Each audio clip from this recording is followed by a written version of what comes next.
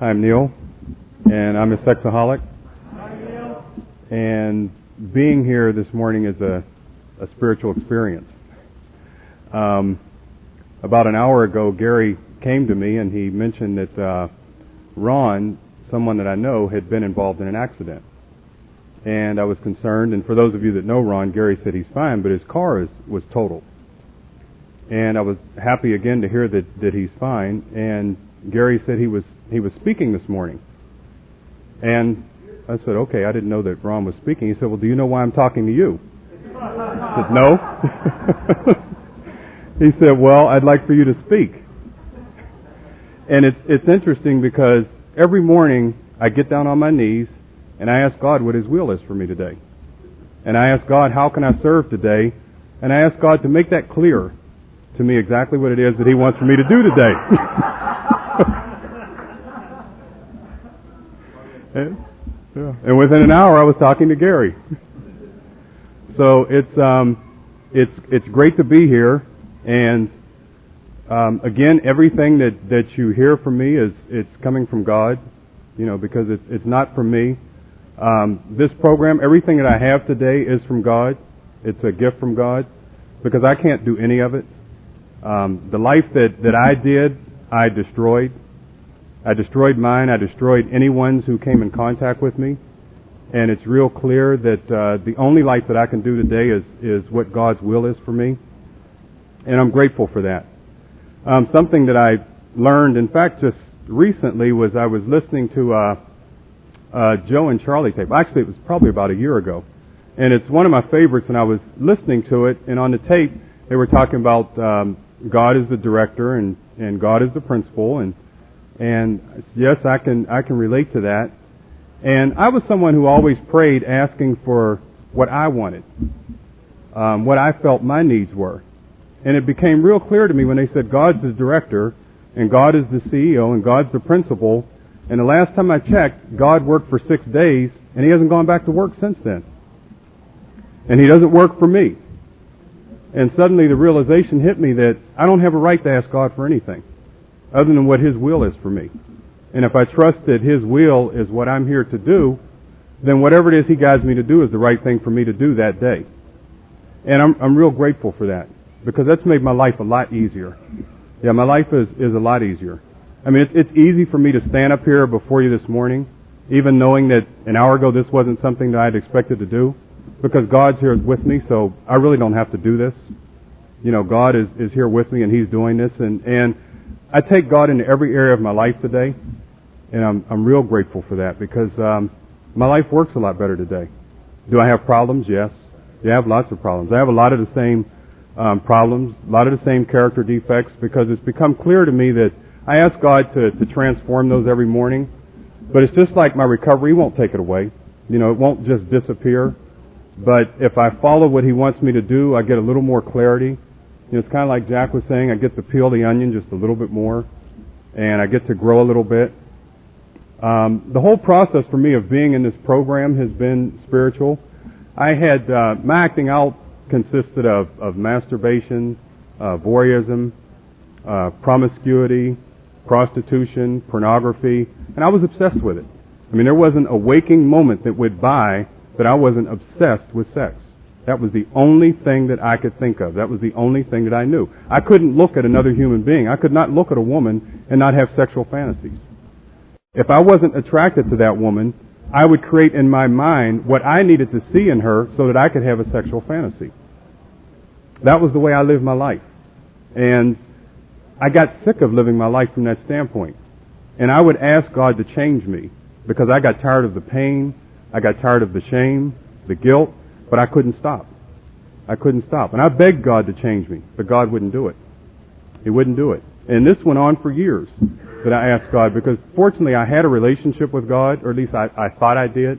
I had a relationship that I asked Him for something and I expected Him to give it to me. That was the extent of the relationship I realized today. But God did answer my prayers. There was a night that I came home and I too had never told the truth. I didn't even know what the truth was. I mean, the only thing I knew was to lie. And Andrea asked me, had I been with another woman? And she had asked me that 100 times if she had asked me once. And the words yes came out of my mouth. And it was interesting because at that moment I felt, why did I say yes? But I also felt a sense of relief because there was, some of it was out in the open. And at the time we were involved in therapy. We were going to a therapist. And that also was a spiritual awakening because the therapist that we were going to, we went to the therapist for my daughter. She was sick, not me. That was the reason that we went to the therapist. We realized that we felt that our daughter needed some help. So we went and asked someone who they would recommend that we go to get help for our daughter. And this happened to be the woman that unlocked the door to my sexaholism. You know, all my life I thought Andrea was sick. I thought my daughter was sick. And I thought, woe is me, I've got all these sick people in my life.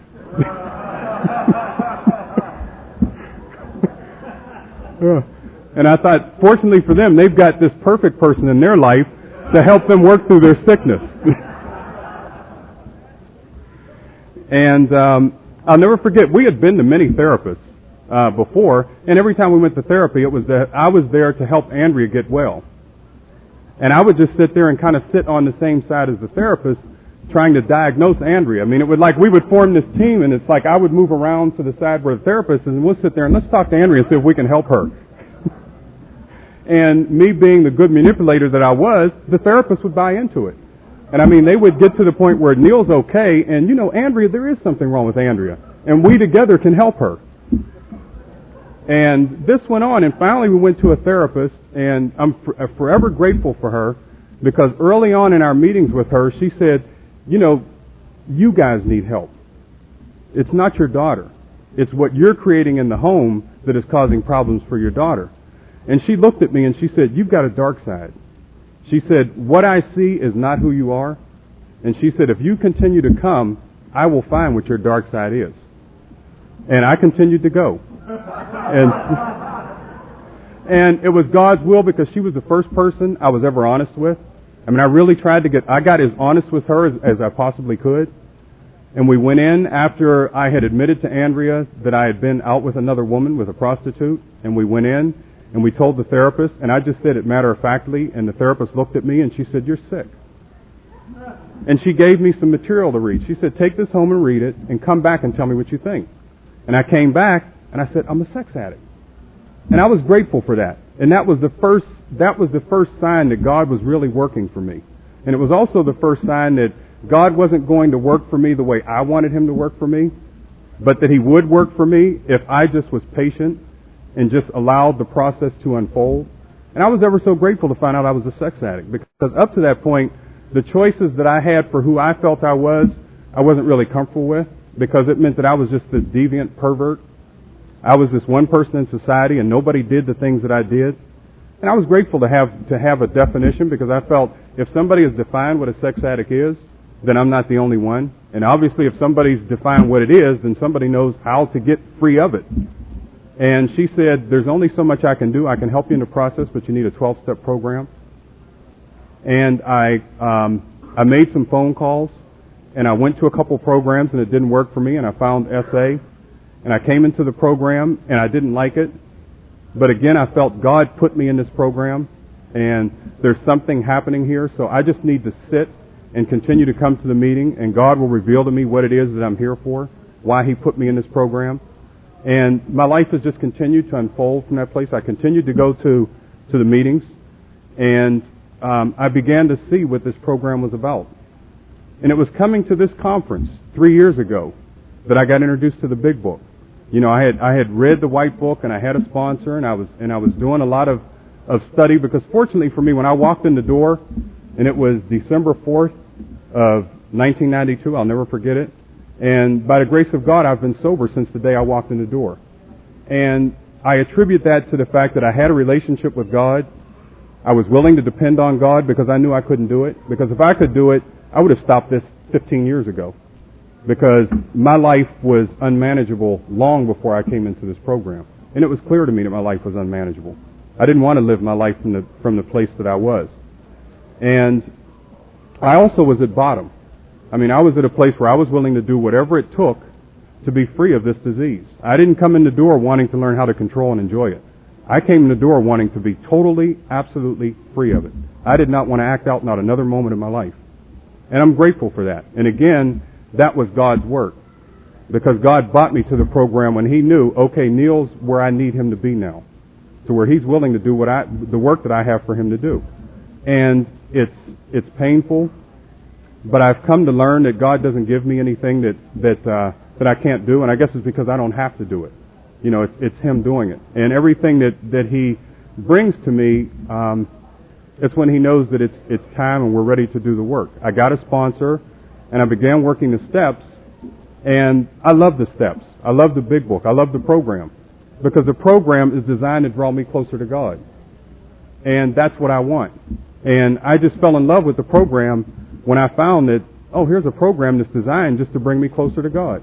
Because I'll never forget, I was sitting in a meeting, and a good friend of mine was sharing, and he said, the big book is designed to establish a relationship with a higher power. I mean, and there was silence in the room, and there were people that wanted to debate him about this, and he went to the page where it was, and I thought, wow, what a concept. You know, that's exactly what I want for my life. So I'm grateful that God has created this program that allows me to do it. And I'm grateful today that I'm a sexaholic, because it's as a result of my disease that I've been introduced to this program, which has given me a vehicle to find the things that are good and healthy for me. It's interesting because I've had so many spiritual experiences, even outside of the program, you know, until I've really come to listen and depend on God. There was 2 years ago, Andrea and I were in the process of we were going to buy a home. And it was a home that we really wanted. We were leasing the home, and we had decided to buy it. And we felt like this was the home for us. I mean, we prayed about it, and we decided to move forward with it. And at the last minute, something said, and it was God said, don't do it. But we wanted that home. Our will said, this is what we want, this is perfect, this is the location. But we were far enough along in our program whereas if it's not God's will, then even though it seems like it's what we need to do and what we want, then we know it's not something to move forward with. So we didn't do it. And someone else bought the home, and I was talking to a neighbor. We ran into a person that we used to live next door to within 6 months, and they said, you wouldn't believe what happened with the house. I said, what do you mean? They said, well, the person who bought the house, within a month, he was sitting in the family room, and the ceiling caved in. Said that all the plumbing in the house had to be replaced because there was a leak. The plumbing was bad, the electrical was bad, and the house was full of termites. And I thought, thank you, God. And it was just another indication for me of how God's will is. And it's interesting because the concept of surrendering my will to God, at first it sounds like I'm giving up, but I've come to realize that I gain power and control, if this makes sense, by surrendering power and control, because God has all the power. And if I'm doing God's will, and it was hard for me to understand that, but I started to realize I actually gained more out of my life and more control of my life by giving up control of my life, if that makes sense. But it's wonderful. Yeah, it's truly wonderful. Our marriage is a miracle. You know, just the mere fact that we are together. You know, because we felt that, or I felt we had the worst marriage in the country.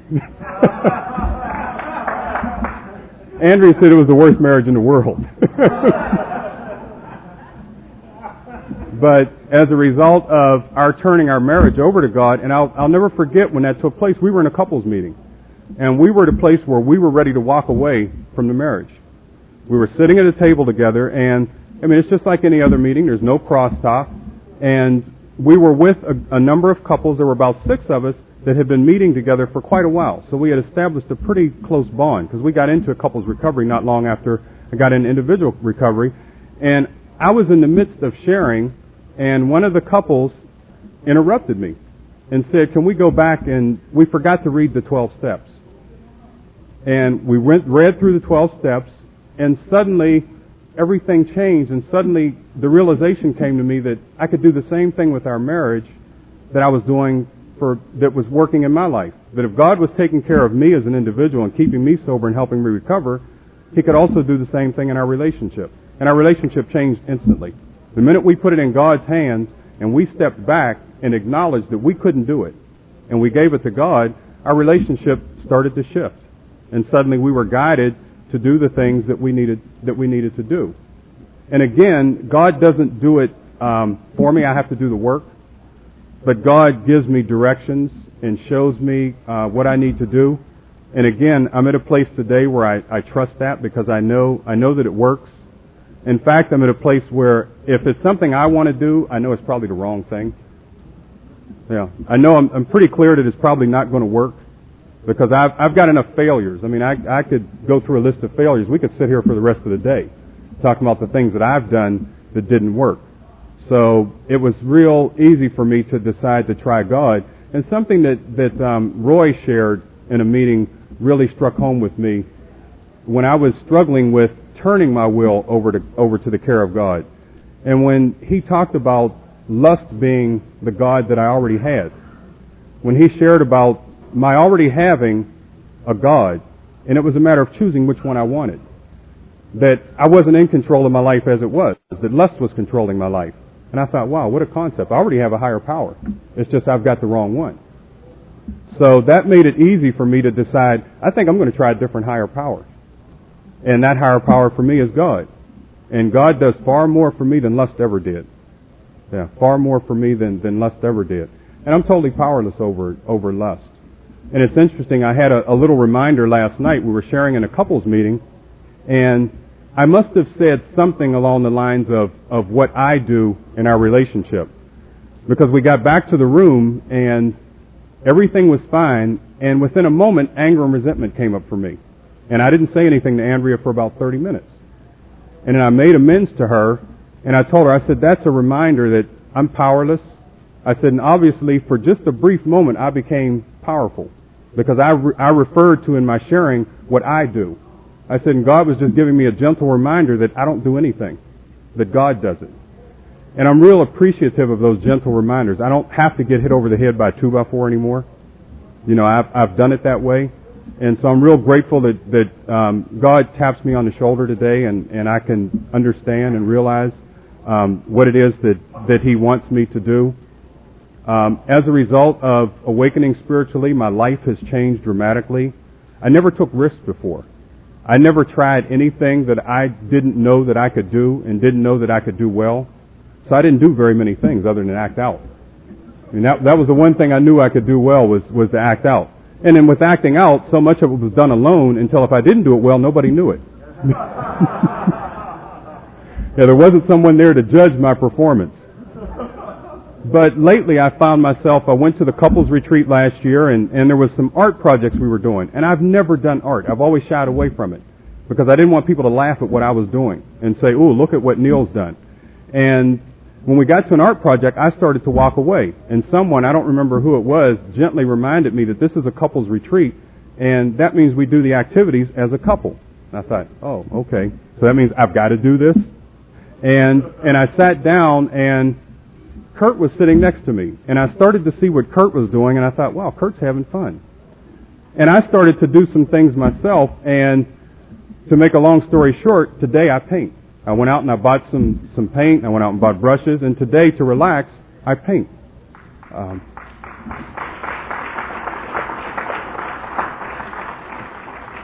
And that's part of the spiritual awakening for me. You know, I've since got involved in a choir, and I've started singing. It was something that I'd always wanted to do, but I felt that I couldn't do. And then suddenly, I made a phone call. There was this information came to me about a choir that was being formed, and it was to sing Handel's Messiah. And I thought, I can't do that. You know, that's difficult music, and I've never sung before. But then I thought, but wait a minute, God can. And if God's giving me this opportunity, then obviously God's going to carry me through this. And so I got involved in the choir, and I'm singing. Or God and I are singing. And again, it's just another, I mean, I could go on indefinitely about spiritual experiences that I'm having. And I get up each day excited because I know I'm going to get down on my knees and I'm going to ask God for what His will is for me today. And then I get to walk through the day and see what that is. And some days it's not what I want. But I know even if it's not what I want, if I walk through it, there's a reward. Because it may not be what I want at the moment, but it's going to turn out real good. And so life is a lot more exciting today. Because the only thing I woke up and thought about before was acting out. And I don't have to do that today, and I'm grateful for that. And I'm grateful for all of you because God speaks to me through you. You know, something I learned early on in this program, thanks to my sponsor, is that recovery takes place in relationships, and God won't have private counsel with me, but He will talk to me through you. So it's real important that I spend time sharing with each and every one of you because God tells me what I need to hear as a result of interacting with you. Because if I'm not willing to give away what He's giving to me, He's going to stop giving to me. And I don't want Him to do that. So I'm very willing and I'm very grateful for all of you being there to interact with me because that's when God really teaches me, is when I do that. Gary, thank you for the opportunity to share this morning, and thanks for listening.